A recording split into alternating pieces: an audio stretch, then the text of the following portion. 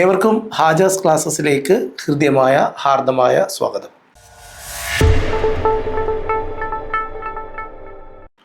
നമ്മൾ ഇന്ന് 5000+ ഫാക്ട്സ് എന്ന് പറയുന്ന ഒരു സെഗ്മെൻറ്റിൽ PSC നിരവധി പരീക്ഷകളിൽ ചോദിച്ചിട്ടുള്ള റാങ്ക് മേക്കിംഗ്, അതേപോലെ റിപ്പീറ്റഡ് ക്വസ്റ്റ്യൻ അടക്കം ഒരു 50ഓളം ചോദ്യങ്ങൾ നമ്മൾ ഇന്ന് നോക്കാൻ പോവുകയാണ്. അതിലെ ഒന്നാമത്തെ ചോദ്യം ഇതാണ്: ഇന്ത്യയിൽ നിന്നും ആദ്യം തിരിച്ചുപോയ യൂറോപ്യൻ ശക്തി ആരാണ്? ഉത്തരം ഡച്ചുകാരാണ്. ഡച്ചുകാർ. ഓക്കെ, അപ്പോൾ ഇന്ത്യയിൽ നിന്ന് ആദ്യം തിരിച്ചുപോയ യൂറോപ്യൻ ശക്തി ആരാണെന്ന് ചോദിച്ചാൽ അത് ഡച്ചുകാരാണ്. അവസാനമായി ഇന്ത്യ വിട്ടുപോയ യൂറോപ്യൻ ശക്തി ആരാണ്? പോർച്ചുഗീസുകാർ. അപ്പോൾ ആദ്യം വന്നതും അവസാനം പോയതും പോർച്ചുഗീസുകാരാണ് എന്നാണ്. ശ്രീനാരായണ ഗുരുവിനെ മൂന്നാംകിട ദൈവം എന്നതിലുപരി ഒരു ഒന്നാംകിട മനുഷ്യനായി കാണണം എന്ന് പറഞ്ഞ കേരള നവോത്ഥാന നായകനാണ് അയ്യങ്കാളി. അയ്യങ്കാളി. ഓക്കെ, ആളിക്കത്തിയ തീപ്പൊരി എന്നറിയപ്പെടുന്നത് അയ്യങ്കാളിയാണ്. നിവർത്തന പ്രക്ഷോഭത്തിൻ്റെ മുഖപത്രമായിരുന്നത് എന്താണ്? ഉത്തരം കേരള കേസരി. കേരള കേസരി. അപ്പോൾ ഇന്ത്യയിൽ നിന്നും ആദ്യം തിരിച്ചുപോയ യൂറോപ്യൻ ശക്തി ഡച്ചുകാരാണ്. അവസാനമായി ഇന്ത്യ വിട്ടുപോയ യൂറോപ്യൻ ശക്തി പോർച്ചുഗീസുകാരാണ്. ശ്രീനാരായണ ഗുരുവിനെ ഒന്നാംകിട ദൈവം എന്നതിലുപരി ഒന്നാംകിട മനുഷ്യനായി കാണണം എന്ന് പറഞ്ഞത് അയ്യങ്കാളിയാണ്. നിവർത്തന പ്രക്ഷോഭത്തിൻ്റെ മുഖപത്രമായിരുന്നത് കേരള കേസരി ആണ്. ഇനി അടുത്ത ചോദ്യത്തിലേക്ക് വരികയാണ്. ഗാന്ധിജി നട്ടതുകൊണ്ട് ഗാന്ധി മാവ് എന്ന അറിയപ്പെടുന്ന മരമുള്ളത് എവിടെയാണ്? ഉത്തരം പയ്യന്നൂരാണ്. പയ്യന്നൂർ. അപ്പോൾ ഗാന്ധിജി നട്ടതുകൊണ്ട് ഗാന്ധി മാവ് എന്നറിയപ്പെടുന്ന മരമുള്ള സ്ഥലം പയ്യന്നൂരാണ്. ഇന്ത്യയുടെ അവസാനത്തെയും 20ാമത്തെയും വൈസ്രോയിയായി മൗണ്ട് ബാറ്റൻ പ്രഭു ഡൽഹിയിലെത്തിയത് എന്നാണ്? ഉത്തരം 1947 മാർച്ച് മാസം 22-ാം തീയതി. മാർച്ച് 22. ഇതെല്ലാം PSC ചോദിച്ച ചോദ്യങ്ങളാണ്. ഇന്ത്യ വിഭജനം പ്രമേയമായ തമസ് എന്ന ചിത്രം ആരുടേതാണ്? ഉത്തരം ഗോവിന്ദ്. ഉത്തരം ഗോവിന്ദ് നിഹലാനിയുടേതാണ്. നിഹലാനി. അപ്പോൾ ഗാന്ധിജി നട്ടതുകൊണ്ട് 1934 നട്ടതുകൊണ്ട് ഗാന്ധി മാവ് എന്നറിയപ്പെടുന്ന ആ ഒരു മരമുള്ളത് പയ്യന്നൂരാണ്. ഇന്ത്യയുടെ അവസാനത്തെയും 20ാമത്തെയും വൈസ്രോയിയായി മൗണ്ട് ബാറ്റൻ പ്രഭു ഡൽഹിയിലെത്തിയത് 1947 മാർച്ച് 22-നാണ്. ഇന്ത്യ വിഭജനം പ്രമേയമായ തമസ് എന്ന ചിത്രം ആരുടേതാണ്? ഗോവിന്ദ് നിഹലാനിയുടേതാണ് ആ ചിത്രം. അടുത്ത ചോദ്യത്തിലേക്ക്. ഗോവ മോചനത്തെ പോലീസ് ആക്ഷൻ എന്ന് വിശേഷിപ്പിച്ച ഇന്ത്യൻ പ്രതിരോധ മന്ത്രി ആരാണ്? ഉത്തരം VK കൃഷ്ണമേനോനാണ്. ഉത്തരം VK കൃഷ്ണമേനോനാണ് അങ്ങനെ വിശേഷിപ്പിച്ചത്. ഗോവയുടെ മോചനത്തെ പോലീസ് ആക്ഷൻ എന്ന് പറഞ്ഞ ഇന്ത്യൻ പ്രതിരോധ മന്ത്രിയാണ് VK കൃഷ്ണമേനോൻ. വംശീയതയിലെ വൈവിധ്യം കാരണം ഇന്ത്യയെ എത്നോളജിക്കൽ മ്യൂസിയം എന്ന് വിളിച്ചത് ആരാണ്? Vincent A Smith. Vincent A സ്മിത്താണ് അങ്ങനെ വിളിച്ചത്.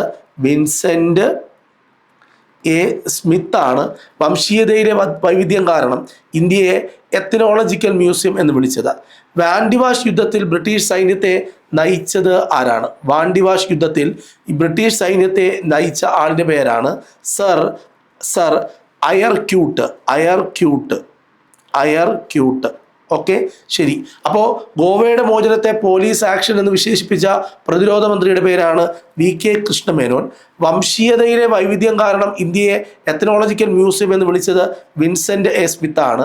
വാൻഡിവാഷ് യുദ്ധത്തിൽ ബ്രിട്ടീഷ് സൈന്യത്തെ നയിച്ചത് സർ അയർക്യൂട്ടാണ്. സർ അയർക്യൂട്ടാണ്. അടുത്തത്, സോവിയറ്റ് യൂണിയനിൽ സ്റ്റാലിൻ്റെ പിൻഗാമിയായ ആളിൻ്റെ പേരാണ് ക്രൂഷ്ചേവ്. ക്രൂഷ്ചേവ്. എന്നാൽ അടുത്തത് ലെനിൻ. വളരെ ചരിത്ര പ്രാധാന്യമുള്ള ഒരു പേരാണ് ലെനിൻ്റെ പേര്. ലെനിൻ്റെ യഥാർത്ഥ പേര് എന്താണ്? Vladimir. Okay, Vladimir. Vladimir Ilyich. Vladimir Ilyich Ulyanov എന്നാണ്. ഉല്യനോവ്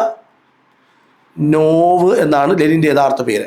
ശ്രദ്ധിക്കണം, 2ാം ലോക മഹായുദ്ധത്തിലെ പ്രധാന അച്ചുതണ്ട് ശക്തികൾ ഒന്ന് ജർമ്മനി, ഇറ്റലി, ജപ്പാൻ. രണ്ടാം ലോക മഹായുദ്ധത്തിലെ പ്രധാനപ്പെട്ട അച്ചുതണ്ട് ശക്തികളാണ് ജർമ്മനി, ഇറ്റലി, ജപ്പാൻ. ഇതിൽ ഹംഗറിയും അതേപോലെ റൊമേനിയയും ബൾഗേറിയയും ഒക്കെ അവരുടെ പക്ഷത്തായിരുന്ന രാജ്യങ്ങളാണ്. ഇനി അടുത്ത ചോദ്യം, സർവ്വരാജ്യ സഖ്യത്തിൻ്റെ ആദ്യത്തെ ജനറൽ സെക്രട്ടറി ആരാണ്? Sir James sir James Eric Drummond. അപ്പോൾ പഠിക്കണം, സർവ്വരാജ്യ സഖ്യത്തിൻ്റെ ആദ്യത്തെ ജനറൽ സെക്രട്ടറിയാണ് സർ ജെയിംസ് എറിക് ഡ്രമണ്ട്. അപ്പോൾ സോവിയറ്റ് യൂണിയനിൽ സ്റ്റാലിൻ്റെ പിൻഗാമി ക്രൂഷ്ചേവ് ആണ്. ലെനിൻ്റെ യഥാർത്ഥ പേര് വ്ളാദിമിർ ഇല്യച്ച് ഉല്യനോവ് എന്നാണ്. രണ്ടാം ലോക മഹായുദ്ധത്തിലെ പ്രധാനപ്പെട്ട അച്ചുതണ്ട് ശക്തികളാണ് Germany, Italy, Japan, Hungary, Romania, അതേപോലെ ബൾഗേറിയ, സ്ലോവക്യ. ഇതെല്ലാം അവരുടെ പക്ഷത്തായിരുന്നു. സർവ്വരാജ്യ സഖ്യത്തിൻ്റെ ആദ്യത്തെ ജനറൽ സെക്രട്ടറി ആര് എന്ന് ചോദിച്ചാൽ സർ ജെയിംസ് എറിക് ഡ്രമണ്ട് ആണ്. അടുത്ത ചോദ്യത്തിലേക്ക് വരുന്നു. ഐക്യരാഷ്ട്ര സംഘടനയുടെ എല്ലാ അംഗങ്ങളും ഉൾപ്പെടുന്ന സമിതിയാണ് ജനറൽ അസംബ്ലി. എന്താണ് ജനറൽ അസംബ്ലി? അപ്പോൾ ഐക്യരാഷ്ട്ര സംഘടനയുടെ എല്ലാ അംഗങ്ങളും ഉൾപ്പെടുന്ന സമിതിയാണ് ജനറൽ അസംബ്ലി. രണ്ട് രേഖാംശ രേഖകൾ തമ്മിലുള്ള സമയവ്യത്യാസം എത്രയാണ്? 2. ഉത്തരം 4 ലോകത്തിലെ ഏറ്റവും വലിയ തടാക ദ്വീപ് ഏതാണ്? ലോകത്തിലെ ഏറ്റവും വലിയ തടാക ദ്വീപാണ് ഹ്യൂറൻ തടാകം. തടാക ദ്വീപ് ഏതാണെന്ന് ചോദിച്ചു കഴിഞ്ഞാൽ മാനിട്ടൂളിലാണ് ഏറ്റവും വലിയ തടാക ദ്വീപ്. ആ തടാകം ഹ്യൂറൻ തടാകം. തെക്കേ അമേരിക്കയിലെ ഏറ്റവും ഉയരം കൂടിയ കൊടുമുടിയുടെ പേരെന്താണ്? അക്വാൺ കാഗ്വ. എന്താണ്? അക്വാൺ കാഗ്വ എന്നും പറയാം, അക്വാൺ കാഗ്വ എന്നും പറയാം. ഐക്യരാഷ്ട്ര സംഘടനയുടെ എല്ലാ അംഗങ്ങളും ഉൾപ്പെടുന്ന സമിതിയാണ് ജനറൽ അസംബ്ലി. 2 രേഖാംശ രേഖകൾക്കിടയിലുള്ള സമയവ്യത്യാസം 4 മിനിറ്റാണ്. അതേപോലെ ക്ഷീരപഥത്തോട് ചേർന്നുള്ളതും ക്ഷീരപഥത്തിൻ്റെ ഉപനക്ഷത്ര സമൂഹങ്ങളായി കാണപ്പെടുന്നതുമായ നക്ഷത്ര സമൂഹങ്ങൾ ഏതൊക്കെയാണ്? ഒന്ന് ലാർജ് മെഗല്ലനസ് ക്ലൗഡ്, അതേപോലെ സ്മോൾ മെഗല്ലനസ് ക്ലൗഡ്. അപ്പോൾ പഠിക്കണം, ക്ഷീരപഥത്തോട് ചേർന്നുള്ളതും ക്ഷീരപഥത്തിൻ്റെ ഉപനക്ഷത്ര സമൂഹങ്ങളായി കരുതപ്പെടുന്നതുമായ നക്ഷത്ര സമൂഹങ്ങളാണ് ഒന്ന് ലാർജ് മഗല്ലനസ് ക്ലൗഡും സ്മോൾ മഗല്ലനസ് ക്ലൗഡും. സൗരയൂഥത്തിൻ്റെ ആകെ പിണ്ഡത്തിൻ്റെ എത്ര ശതമാനമാണ് സൂര്യനിലുള്ളത്? ഉത്തരം പറയേണ്ടത് 99.86%. 99.86%. സൗരയൂഥത്തിൻ്റെ ആകെ പിണ്ഡത്തിൻ്റെ എത്ര ശതമാനമാണ് സൂര്യനിലുള്ളത്? ഉത്തരം 99.86%. നിക്കോബാർ ദ്വീപുകളുടെ 3 വിഭാഗങ്ങൾ ഏതെല്ലാം? നിക്കോബാർ ദ്വീപുകളുടെ 3 വിഭാഗങ്ങളാണ്. ഒന്ന് കാർ നിക്കോബാർ, രണ്ടാമത്തത് ലിറ്റിൽ നിക്കോബാർ, മൂന്നാമത്തത് great Nicobar. Great Indian desert എന്നറിയപ്പെടുന്ന മരുഭൂമി ഏതാണ്? ഉത്തരം ഥാർ മരുഭൂമിയാണ്. അപ്പോൾ ക്ഷീരപഥത്തോട് ചേർന്നുള്ളതും ക്ഷീരപഥത്തിലെ ഉപനക്ഷത്ര സമൂഹങ്ങളായി കരുതപ്പെടുന്നതുമായ നക്ഷത്ര സമൂഹങ്ങളാണ് ഒന്ന് ലാർജ് മെഗല്ലനസ് ക്ലൗഡും സ്മോൾ മെഗല്ലനസ് ക്ലൗഡും. സൗരയൂഥത്തിൻ്റെ ആകെ പിണ്ഡത്തിൻ്റെ എത്ര ശതമാനമാണ് സൂര്യനിലുള്ളത്? 99.86%. നിക്കോബാർ ദ്വീപുകളിലെ 3 വിഭാഗങ്ങളാണ് കാർ നിക്കോബാർ, ലിറ്റിൽ നിക്കോബാർ, അതേപോലെ great Nicobar. Great Indian desert എന്നറിയപ്പെടുന്ന മരുഭൂമിയാണ് ഥാർ മരുഭൂമി. അടുത്ത ചോദ്യത്തിലേക്ക്, 23ാമത്തെ ചോദ്യത്തിലേക്ക്. രേണുക, അതേപോലെ ചന്ദ്രദാൻ എന്നീ തണ്ണീർത്തടങ്ങൾ ഏത് സംസ്ഥാനത്താണ്? ഉത്തരം പറയണം, ഹിമാചൽ പ്രദേശിലാണ് ഈ 2 തണ്ണീർത്തടങ്ങൾ ഉള്ളത്. രേണുക, ചന്ദ്രദാൻ എന്നീ തണ്ണീർത്തടങ്ങൾ ഏത് സംസ്ഥാനത്താണ്? ശരിയായ ഉത്തരം ഹിമാചൽ പ്രദേശിലാണ്. പോബി തോറ എന്ന് പറയുന്ന വന്യജീവി സങ്കേതം ഏത് സംസ്ഥാനത്താണ്? ഉത്തരം അസമിലാണ് പോബി തോറ എന്ന വന്യജീവി സങ്കേതം ഉള്ളത്. ഇന്ത്യയിലെ ആപ്പിൾ സംസ്ഥാനം എന്നറിയപ്പെടുന്നത് എവിടെയാണ്? അതിൻ്റെ ഉത്തരവും ഹിമാചൽ പ്രദേശ് തന്നെയാണ്. ഹിമാചൽ പ്രദേശാണ്. ആനമുടിയുടെ വടക്കു കിഴക്ക് സ്ഥിതി ചെയ്യുന്ന മലനിരയുടെ പേരാണ് പളനിമല. പളനിമല. കേരളത്തിലെ ഏറ്റവും കൂടുതൽ ജലം വഹിക്കുന്ന നദി ഏതാണ്? ഉത്തരം പെരിയാറാണ്. ഏറ്റവും കൂടുതൽ ജലം വഹിക്കുന്ന നദിയാണ് പെരിയാർ.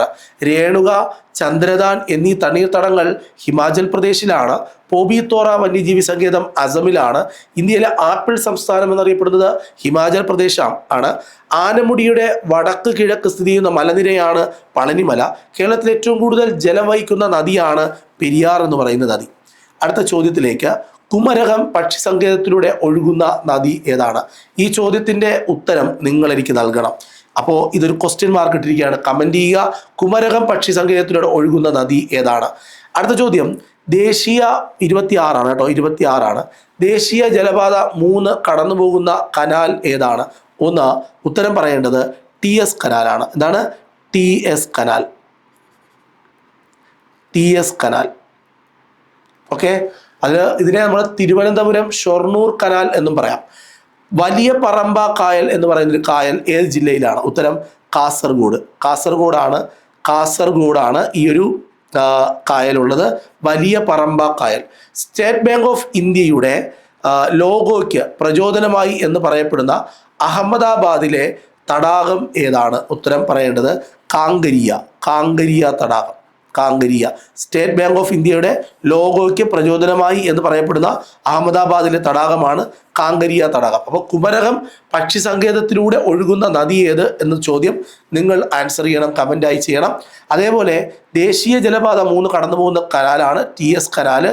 തിരുവനന്തപുരം ഷൊർണൂർ കനാൽ എന്നും അറിയപ്പെടും. വലിയ പറമ്പ കായൽ ഏത് ജില്ലയിലാണ്? കാസർഗോഡ്. സ്റ്റേറ്റ് ബാങ്ക് ഓഫ് ഇന്ത്യയുടെ ലോഗോയ്ക്ക് പ്രചോദനമായി എന്ന് പറയപ്പെടുന്ന അഹമ്മദാബാദിലെ തടാകമാണ് കാങ്കരിയ തടാകം. ഓക്കെ, അടുത്ത ചോദ്യത്തിലേക്ക് വരാം. ഇന്റർനാഷണൽ മോണിറ്ററി ഫണ്ടിന്റെ മാനേജിംഗ് ഡയറക്ടറായ ആദ്യത്തെ വനിത ആരാണ്? ഉത്തരം ക്രിസ്റ്റീന ആണ്. ഉത്തരം ക്രിസ്റ്റീന. അവരുടെ ഫുൾ നെയിം ലഗാർദെ എന്നാണ്. ക്രിസ്റ്റീന ലഗാർദെ, ഇന്റർനാഷണൽ മോണിറ്ററി ഫണ്ടിന്റെ മാനേജിംഗ് ഡയറക്ടർ. ഏത് രാജ്യം എന്ന് ചോദിച്ചാൽ പറയണം, അത് ഫ്രാൻസ് എന്ന് പറയുന്ന രാജ്യമാണ്. ലോക ബാങ്കിന് വേറൊരു പേരുണ്ട്, അതെന്താണ്? ലോക ബാങ്കിൻ്റെ മറ്റൊരു പേരാണ് ഇന്റർനാഷണൽ ബാങ്ക് ഫോർ റീകൺസ്ട്രക്ഷൻ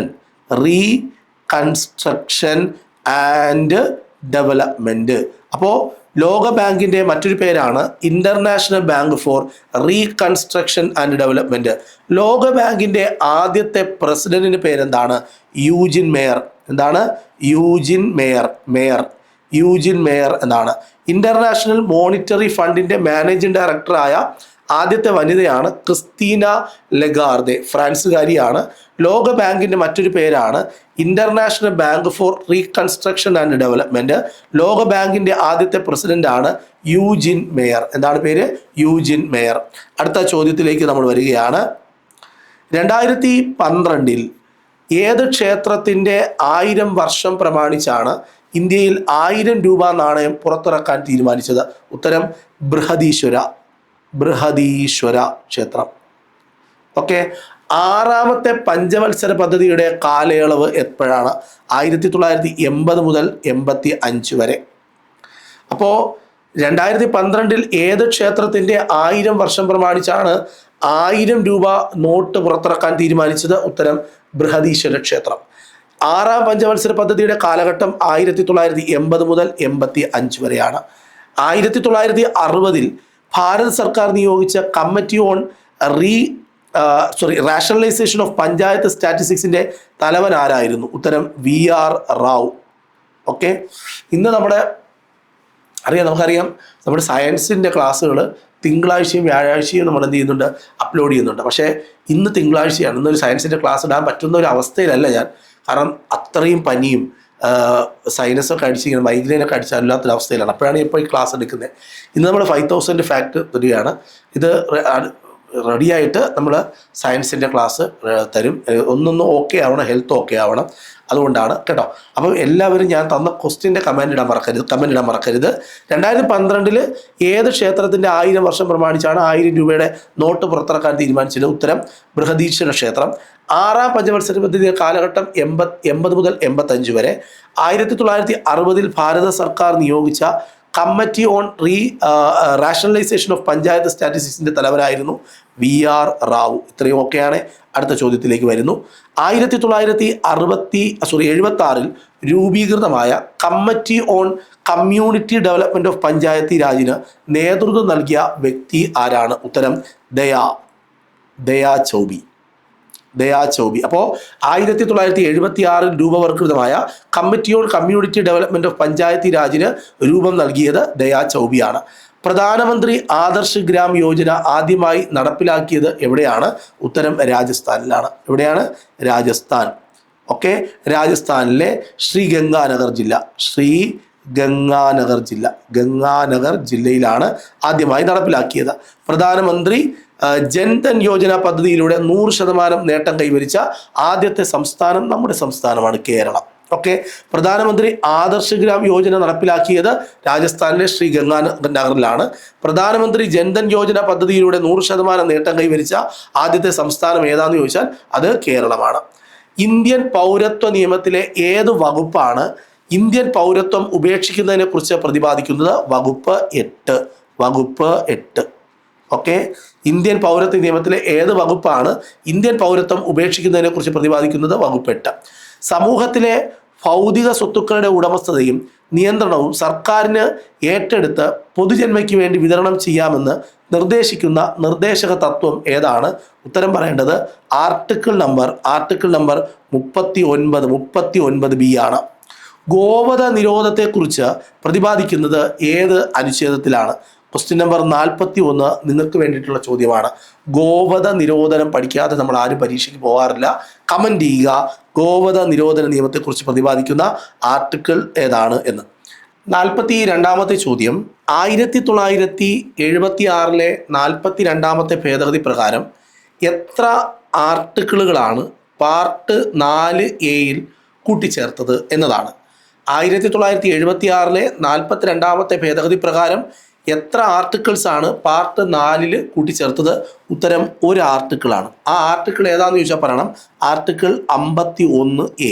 അതാണ് ആ ഒരു ആർട്ടിക്കിളാണ് ഈ 1976 42ാം ഭേദഗതിയിലൂടെ പാർട്ട് 4 കൂട്ടിച്ചേർക്കപ്പെട്ടത്. അത് ആർട്ടിക്കിൾ 51A ആണ്. സംസ്ഥാന നിയമനിർമ്മാണവുമായി ബന്ധപ്പെട്ട് രാഷ്ട്രപതിക്കുള്ള വീറ്റോ അധികാരത്തെക്കുറിച്ച് പ്രതിപാദിക്കുന്ന അനുച്ഛേദങ്ങൾ ഏതെല്ലാമാണ്? ഉത്തരം 200ഉം 201. ഓക്കെ, 200ഉം 201. ഇന്ത്യയിൽ ആർക്കൊക്കെയാണ് മാപ്പ് നൽകാനുള്ള അധികാരം ഉള്ളത്? ഉത്തരം രാഷ്ട്രപതി അതേപോലെ ഓരോരോ സംസ്ഥാനങ്ങളിലെയും ഗവർണർമാർ. ഓക്കെ, അവർക്ക് മാത്രമാണ് മാപ്പ് നൽകാനുള്ള അധികാരമുള്ളത്. അപ്പോൾ 1976 42ാമത്തെ ഭേദഗതി പ്രകാരം എത്ര ആർട്ടിക്കിളാണ് പാർട്ട് 4A കൂട്ടിച്ചേർത്തെന്ന് ചോദിച്ചാൽ ഉത്തരം പറയേണ്ടത് ഒരെണ്ണമാണ്. അത് 51A ആണ്. സംസ്ഥാന നിയമനിർമ്മാണവുമായി ബന്ധപ്പെട്ട് രാഷ്ട്രപതിക്കുള്ള വീറ്റോ അധികാരത്തെക്കുറിച്ച് പ്രതിപാദിക്കുന്ന ആർട്ടിക്കിളാണ് 200ഉം 201. ഇന്ത്യയിൽ ആർക്കൊക്കെയാണ് മാപ്പ് നൽകാനുള്ള അധികാരമുള്ളത്? രാഷ്ട്രപതിക്കും അതത് സംസ്ഥാനത്തെ ഗവർണർമാർക്കും ആണ്. അടുത്ത ചോദ്യത്തിലേക്ക് വരാം. 45ാമത്തെ ചോദ്യം, കുറ്റവാളിയുടെ ആരോഗ്യം അല്ലെങ്കിൽ ഗർഭധാരണം പോലെയുള്ള സാഹചര്യം പരിഗണിച്ച് ചുമത്തിയതിനേക്കാൾ കുറഞ്ഞ ശിക്ഷ നൽകാനുള്ള രാഷ്ട്രപതിയുടെ അധികാരത്തെ എന്ത് പേരാണ് പറയുക? ഉത്തരം റെസ്പൈറ്റ്. എന്താണ്? റെസ്പൈറ്റ് എന്നാണ് ആ ഒരു സംഭവത്തെ വിളിക്കുന്നത്. ഉദാഹരണം, ഇപ്പോൾ ഒരാൾക്ക് വധശിക്ഷ വിധിച്ചു, അതിനെ ജീവപര്യന്തമാക്കി കുറയ്ക്കാൻ പറ്റും. മനസ്സിലാവുന്നുണ്ടോ? ആരാണ് ഗവർണറെ നിയമിക്കുന്നത്? ഓരോ സംസ്ഥാനത്തിനും ഗവർണറുണ്ട്. ആരാണ് ഗവർണറെ നിയമിക്കുന്നത്? ഉത്തരം രാഷ്ട്രപതിയാണ് ഗവർണറെ നിയമിക്കുന്നത്. പ്രസിഡന്റിന്റെ ഔദ്യോഗിക വസതിയായ രാഷ്ട്രപതി ഭവൻ രൂപകൽപ്പന ചെയ്തത് ആരാണ്? ലൂട്ടിൻസ് ആണ്. ഉത്തരം എഡ്വിൻ ലൂട്ടിൻസ് ആണ്. എഡ്വിൻ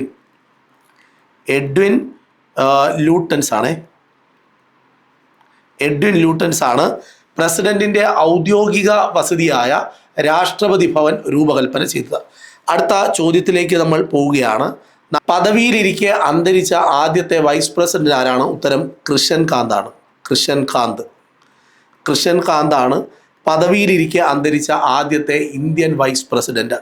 കത്തുന്ന കല്ല് എന്ന് ചൈനക്കാർ വിശേഷിപ്പിച്ചിരിക്കുന്നത് എന്തിനെയാണ്? ഉത്തരം കൽക്കരിയെയാണ്.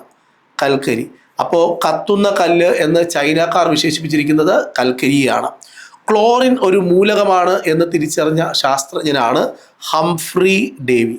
ഹംഫ്രി ഡേവിയാണ് എന്ത് തിരിച്ചറിഞ്ഞത്? ക്ലോറിൻ ഒരു മൂലകമാണ്. ക്ലോറിൻ്റെ അറ്റോമിക് നമ്പർ എത്രയാണ്? 17 ആണ്. മാസ് നമ്പർ എത്രയാണ്? 35.5 ആണ്. ഓക്കെ, അപ്പോൾ ഇത്രയുമാണ് ഇന്ന് നമ്മൾ നോക്കുന്ന ചോദ്യങ്ങൾ. എല്ലാവരും ഗംഭീരമായി ഈ ചോദ്യങ്ങളെല്ലാം അറ്റൻഡ് ചെയ്ത് പഠിക്കുക. 2 ചോദ്യങ്ങളാണ് ഞാൻ നിങ്ങളോട് ചോദിച്ചത്. 2 ചോദ്യങ്ങളുടെയും ഉത്തരം കമൻറ്റ് ബോക്സിൽ രേഖപ്പെടുത്തുക. നമുക്ക് അടുത്ത ദിവസം വീണ്ടും കാണാം. ബൈ.